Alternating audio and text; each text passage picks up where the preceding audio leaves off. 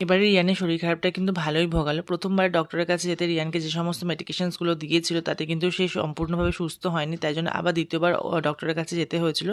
তারপরে ডক্টর আরও কয়েকটা মেডিকেশন অ্যাড অন করেছিল, যেমন ধরো অ্যান্টিবায়োটিক, কয়েকটা সিরাপ, প্রায় দুবারের মিলিয়ে মানে প্রথমবার আর দ্বিতীয়বার মিলিয়ে 7 থেকে 8 রকমের মেডিকেশন চলছিল। তাই জন্য আমি কিন্তু আমার অফিস থেকে এমার্জেন্সি একটা লিভ নিয়েছিলাম। রিয়ানের যদিও ন্যানি রয়েছে, তার টেক কেয়ার সেই করে, তা সত্ত্বেও আমি তার হাতে সম্পূর্ণভাবে ছাড়তে পারছিলাম না। আমি চেয়েছিলাম রিয়ানের সমস্ত মেডিকেশনস গুলো আমি নিজে হাতে দেবো এবং টেক কেয়ারটা এই টাইমে আমি নিজেই করব। যাই হোক, তারপরে অনেকে অনেক রকম কথা বলে যে রিয়ানের ন্যানি থাকা সত্ত্বেও আমি বাচ্চাকে নিয়ে বেশি বাড়াবাড়ি করছি, বেশি বাচ্চাকে সময় দিচ্ছি। আমার তাতে কিছুই যায় আসে না, যে যেরকম ভাবনা চিন্তা সে সেরকমই কথাবার্তা বলবে।